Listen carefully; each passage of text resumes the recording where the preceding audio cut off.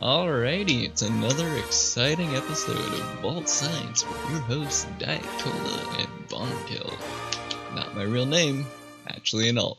Anyways, what are we talking about today, Diet? We're going to talk about bunkers and the basic fundamentals of bunkers. What are the basic fundamentals of bunkers? So, first of all, what is this thing? This obsidian monstrosity before me?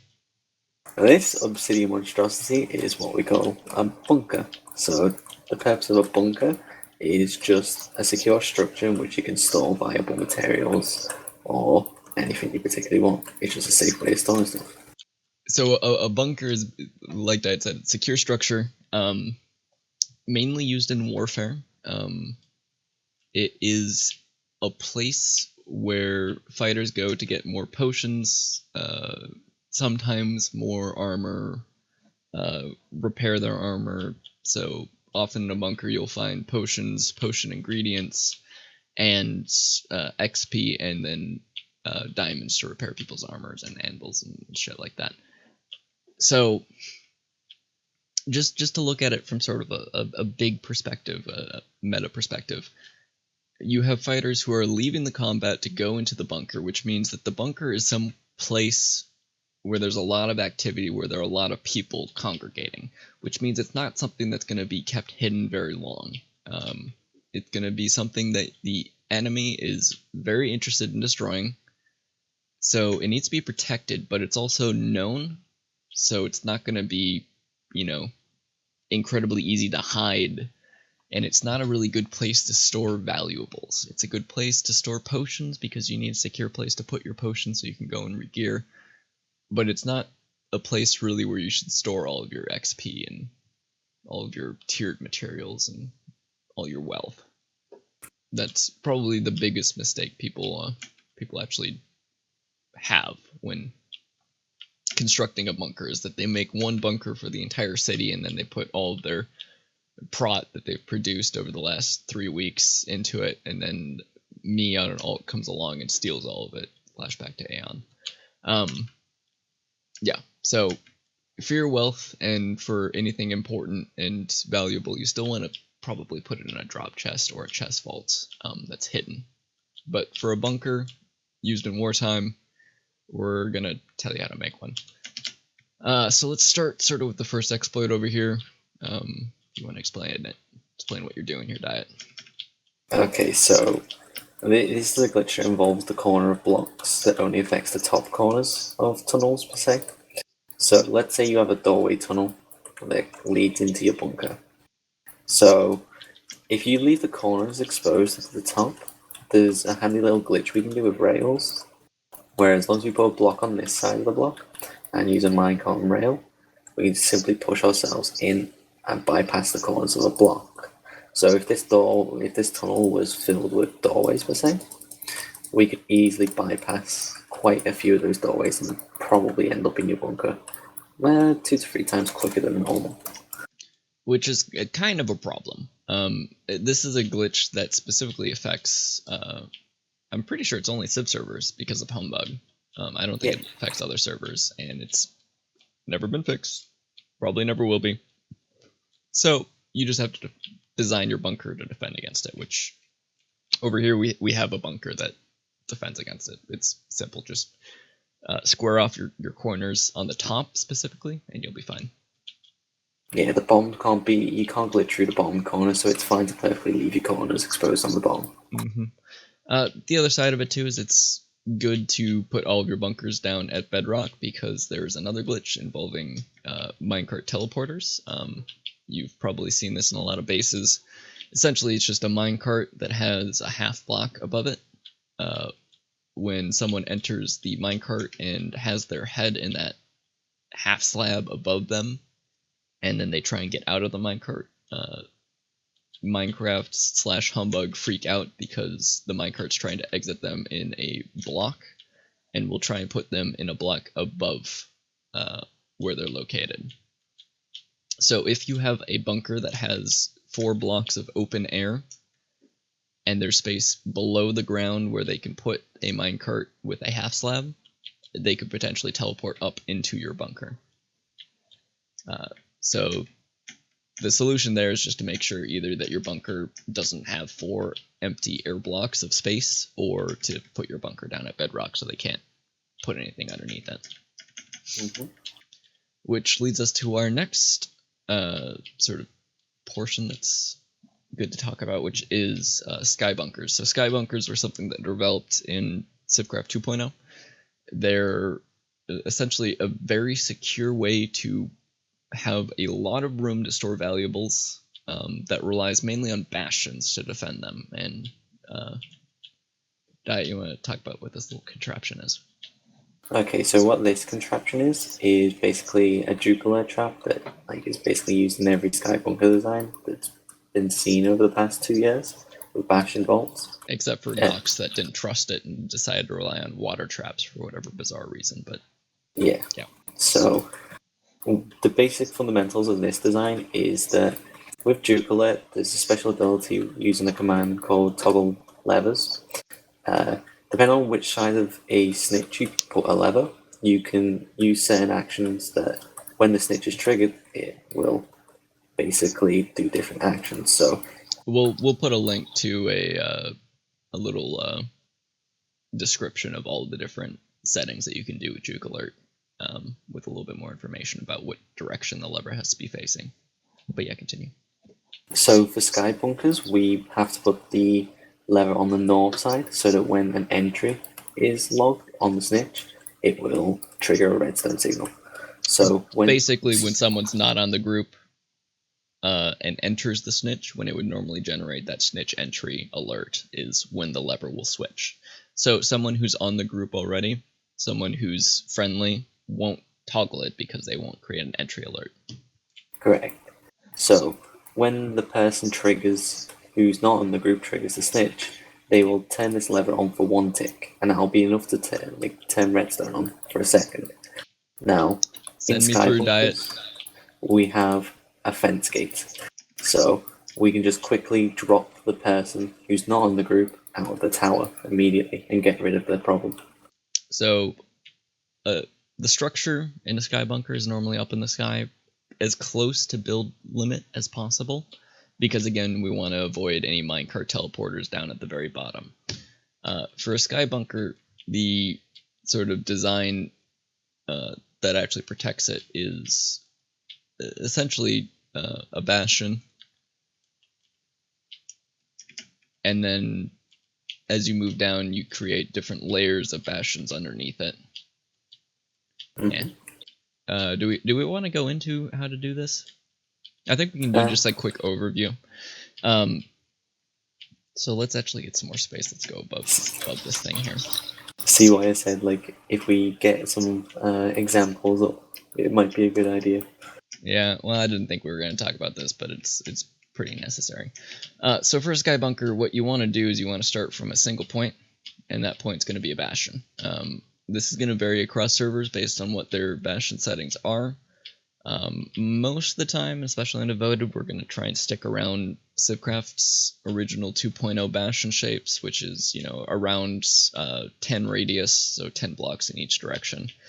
But essentially, you're going to start with 1 bastion, or you're going to start with, let's say, 4 bastions if you're compensating like Diet likes to do with his sky bunkers. I like to start normally with 1 bastion because it's the cheapest and most efficient method. The actual bunker that you create is going to be a couple blocks above that bastion, normally about 4 or so. A minimum 6. Yeah. Are you saying minimum 6? Yep, so the player standing on top of the bastion can't reach up to the sky bunker. Okay, we'll do 7 then, just to be safe. So the actual bunker shouldn't fill the entire bastion field because an individual who's trying to break in... Diet, can you make the actual bastion field so they know what we're looking at while I'm talking about? So an individual who's breaking in has to actually place blocks within the bastion field to break in.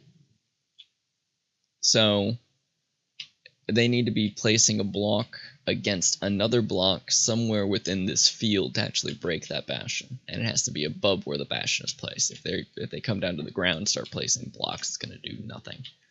So they have to be within the bastion field, which is covering this bastion block and all the blocks above it, and they have to find an area where they can place blocks against. So the reason that sky bunkers work is because there are no other blocks up in the sky. You just have open air. So an attacker has to actually be able to touch the sky bunker to place blocks against it. Has to be within range in order to break this bastion here. Otherwise, they have to go from the bottom and pillar up until they get into the bastion field, and then they can start placing blocks there and try and break the bastion that way. And that's what we want them to do. So we don't want to give them an easy way to reach the sky bunker and place blocks against it to bypass a layer or two of bastions. So we try and keep it relatively within the bastion field,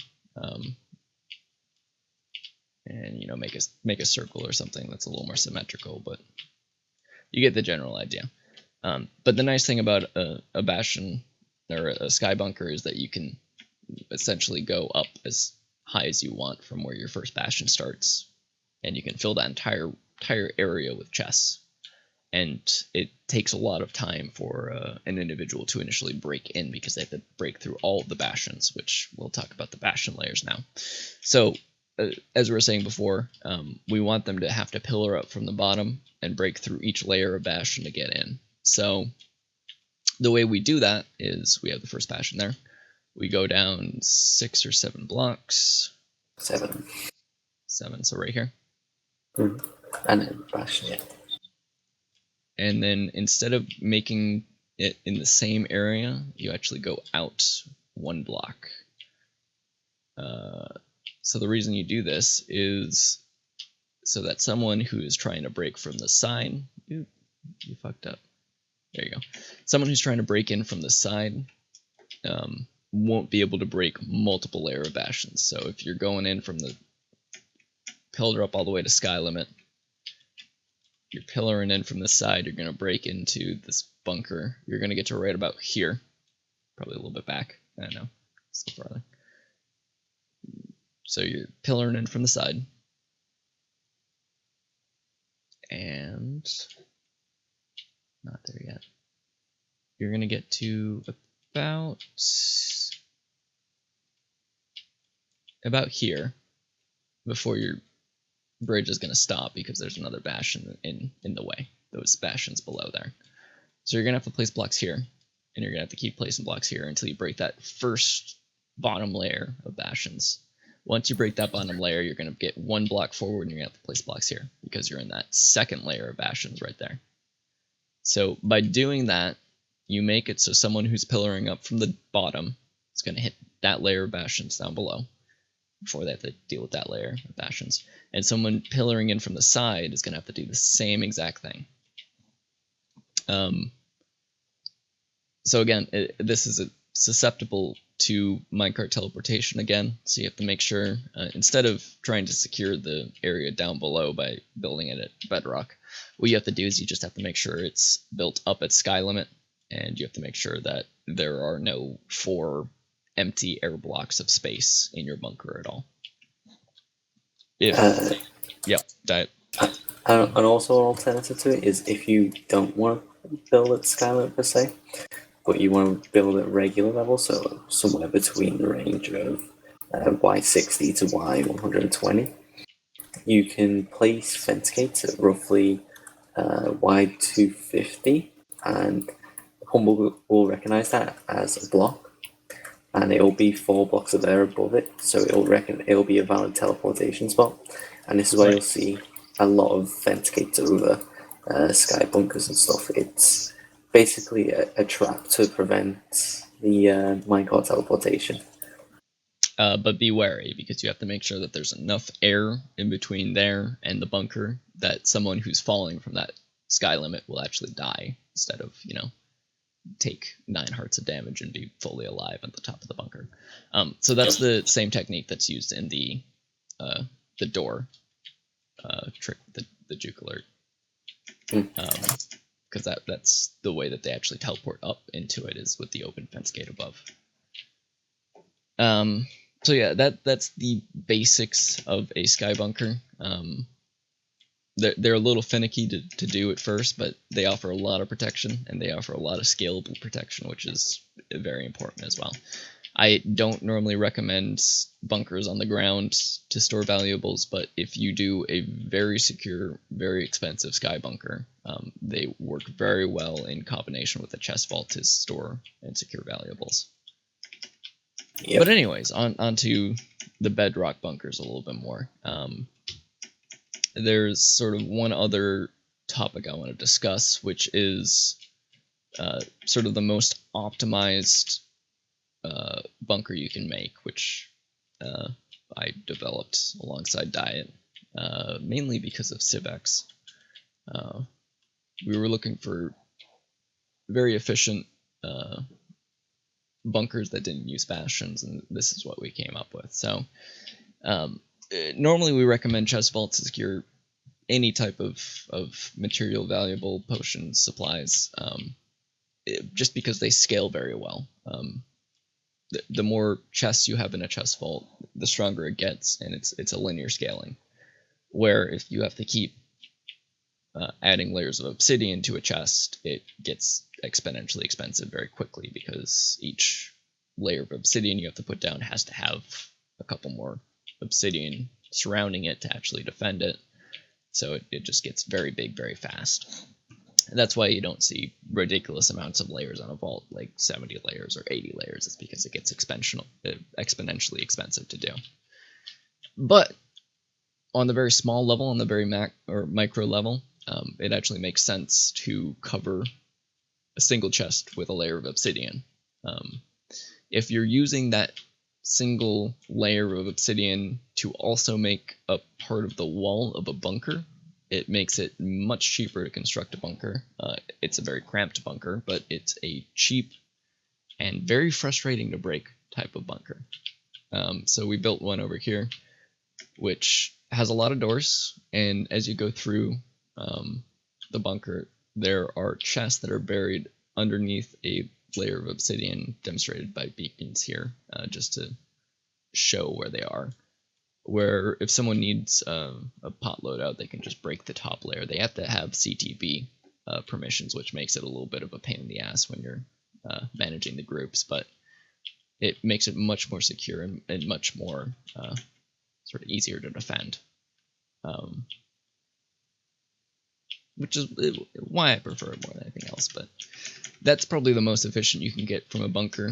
You're more likely to see bunker designs like this, where you have sort of either crisscross in the floor, or you have just rows of bunkers along the side, or chests along the side. Yeah.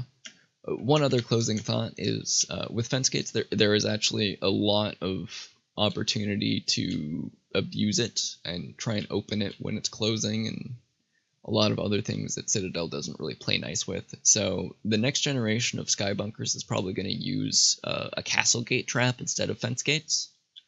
It's simply because it's a little bit harder to abuse. So if you were to make a sky bunker on Devoted specifically, or other Civ servers that are going to use castle gates, I would recommend doing a castle gates block instead of an actual fence gate. It's going to be essentially the same setup. You still are going to need an open fence gate above it, or open skylight, and a jukebox with a redstone signal to the castle gate gears. On this episode, we're going to talk about vault management, hopper systems inside of vaults, how to make sure your group doesn't steal your vault from you. Sort of just more like a informational session for people who are actually leading groups, whatever type of group on Civ servers. Anything else to add to that list of things we're talking about, Diet? Not necessarily. We hit the nail on the head. All right, so let's talk about vault spikes first and why they're important. Okay, do you want to start, or do you want me to? Yeah, you can. I've been talking a lot. Alright, so vault spikes are basically a single spike of reinforcements that are on a different group to the majority of the reinforcements of the vault. This purple thing right now is what we're saying is the spike. So this, if we were going to put this in the server terms, this purple wall would be reinforced with different group than the beacons and the obsidian would be reinforced to. And why would you reinforce it to a different group? That's so that we can give certain individuals access to the spike group so that they can access the vault and the chests and refill coal and obviously deposit or free pearls. But we don't trust them enough to give them access to all the wealth that's in the vault, so they can't take down the vault overnight. Consider these individuals, for people coming from faction servers, to be more like officers. They can still break into the vault and free all the pearls and steal essentially 15 to 30 blocks of obsidian and the reinforcement of those obsidian. But they can't take down the entire vault and the thousands of vault reinforcements and all the obsidian that comes with it. So it's a necessary risk that you have to take to be able to make sure that your group is able to store any pearls that you come across that are from bad people or people you dislike. But it's also a necessary risk. So the other very, very faulty method would be to just have the entire vault on one Citadel group. Anyone who has access then to put pearls in the vault can take down the entire vault during the middle of the night and steal all the wealth in the vault and put it up somewhere else on a new group, which is generally a bad thing. So the general recommendation is to put the vast majority of the vaults on a different private group comprising of the individuals who actually own all of the wealth. Or, on the other hand, if the group contributed to the vault if the group as a whole contributed to the vault to a trusted individual or a leader who won't steal the wealth away from the group. So that's what a vault spike is. The other important thing about vault management is a little bit of a less sexy subject, and that's spreadsheets. It's kind of an integral thing to Civ servers. You're dealing with a lot of individuals who did a lot of different things. So it's really helpful to create a spreadsheet that contains information about all the different pearls that you have in your vault, especially if you're dealing with a vault that has 20, 30, 40, sometimes even more individuals pearled inside of it. It's helpful if you have multiple people who are being held for only a limited time, or even if you're perm-pearling individuals, it's helpful to know what they did, because you're going to come across a pearl that you don't remember. You're not able to find any Reddit threads about them. So it's helpful to keep track of who you have in the vault and what they did. And it's best done in a spreadsheet, honestly. I mean, you could probably try and do just a list, a text list, but it'd be a little unwieldy.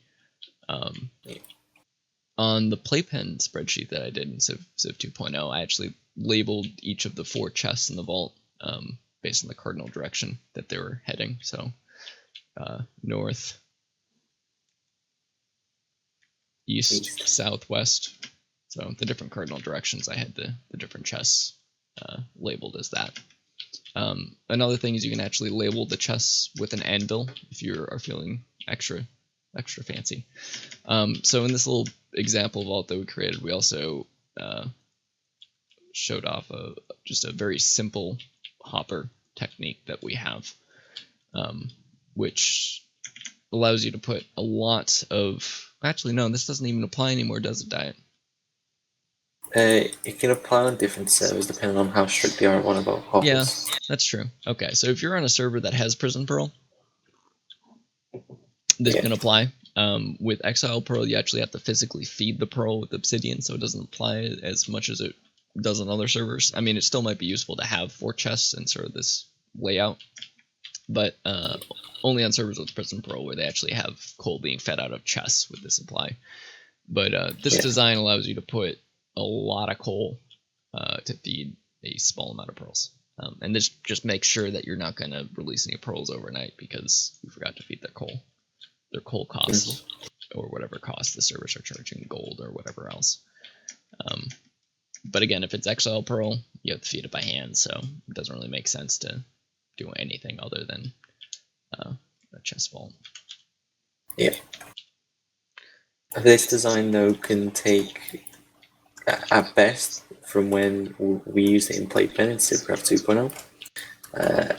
In a full chest, we'd have one third of the chest dedicated to pearls, and then we'd have, if all the coal chest was full, and then the chest of the pearl satin was also full of coal, each pearl would have 4 stacks of coal, which 2 stacks would equate to 2 weeks. So we could keep people comfortably pearled for roughly a month.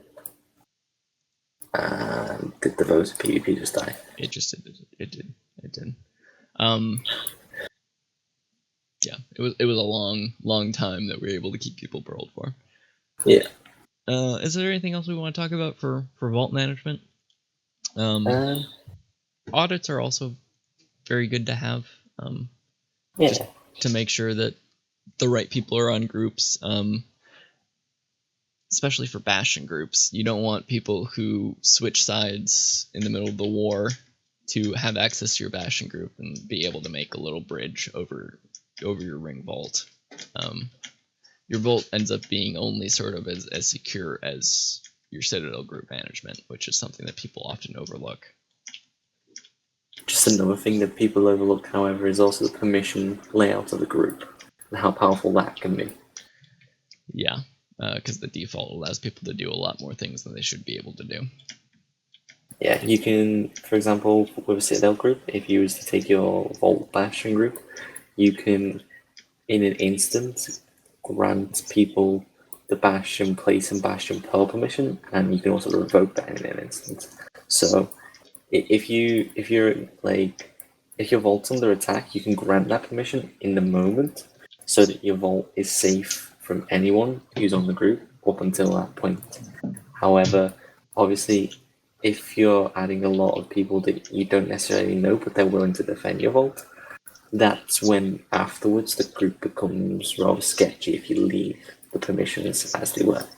I think the point you're trying to make is people only need permissions to actually place blocks in a Bastion field once the attack starts. They don't need it after the attack ends or leading up to an attack. Mm-hmm. So it's something that you should definitely take away. And if you're a little confused about what we're talking about, go on a Civ server and type /NL, which will pull up the name layer GUI, which will make it much easier to see the actual permissions and what's toggled on the different groups that you're a part of. Anything else that you can think of that we should talk about? Not really. Like the difference between groups, maybe. Like have your Drow on one group, have your Cobwebs on a different group, Bastions on a different group, Caps on the Bastions on different groups. Yeah, that's a good point. So you really to understand sort of the group layout specifically for a Bastion vault, you have to think about all the different roles that people sort of have during a vault defense. Your PvPers who are defending a Bastion vault are only going to need to be able to break a couple of Diet. We're going to have to pause for a second. Okay, so for various vaults, you probably want to use different groups for different things. So a classical setup for that I've personally used in the past would be I would have one group. For example, I'm going to use the Playpen groups as an example here. The Playpen group would be the majority of the wealth of the vault. It would contain all the diamonds of the vault. It would contain all the iron reinforcements in the rings. It would also contain a majority of the cobwebs. The second group, Playpen Bastion, would be what the Bastions was reinforced to, and that group would be where all the defenders would be added to. Nowadays, people tend to go into a bit more depth, as in Cobwebs will be usually reinforced to the same group as the Bastions now, so that mods and above could break out Cobwebs in sticky situations, per se. No pun intended. But another thing I've seen people do is put snitches on a group different to the vault. So I personally would combine the Bastions and the Snitches, but whatever floats people's boats. I guess compartmentalizing groups is a lot better. But if you're gonna look at it from the vault standpoint, who do you need on the majority of the wealth? Not really many people, only the people who donated to the vault, in a sense that you trust so much that you'd give them access to the whole wealth. So not many people need to be on the actual vault group that contains the wealth. The spike group should be trusted individuals. That should only be a fair few reinforcements, and possibly on the spike group, bastion caps would also be reinforced too, so that people who are on the spikes can access the bastions of the vault that defend it and repair them. Then the bastion group is the majority group. This is where all the defenders is going to be. All the defenders are not going to need much more than bastion access. That's all they need in one point. I know another group can come in handy sometimes, that defenders you can also add to, which is a repairs group in a way. So what a repairs group would be is a group that you can also add defenders to. Then you can also supply defenders with reinforcements and blocks, so that in the case of a vault defense scenario, defenders can build and reinforce and effectively trap attackers, but those reinforcements will be on a group that you still control rather than defenders' personal groups. Yeah. So it makes it a lot easier when it comes to after the attack and you need to clean up the vault to basically get it ready again and fully functional. So have access. During the Playpen defense, I think there were at least 7 different Citadel groups that were privately owned that were used to create just walls to keep people from progressing down the rings. So it created a bit of a problem during the middle of the fighting because essentially the leaders of the defense were not able to sort of morph the walls or change them or remove them because they were on people's personal groups. Yeah. So in the end, usually those groups, that's what's becoming the normal now. Usually you have the majority wealth group, the spike group, the bastion group, the cobweb group, and then a repairs group. It's very understated how important it is to give general PvPers access to CT via a cobweb. A lot of defenders, surprisingly, will get caught in cobwebs and will be actually able to be killed before they're able to Ender Pearl out successfully. If you're getting smacked by 2 guys while you're sitting in a cobweb, it is very hard to throw an Ender Pearl past them to actually get out of that cobweb. Yeah. Where if you're able to just look down CTB, get out, and then start to actually be able to strafe them a little bit, you can Ender Pearl out to safety pretty easily. Yeah. But yeah, so vault management is very important. It's very understated. The more you prepare for it, the better off you'll be during an attack or a defense. Just a lot of it is just about mitigating risk by making sure that people are only on as much access as they need to actually be on. I think that's all for this episode. We'll probably talk about more on the next episode, which I think will probably be bastions and bastion rings and everything regarding bastions. Fun stuff.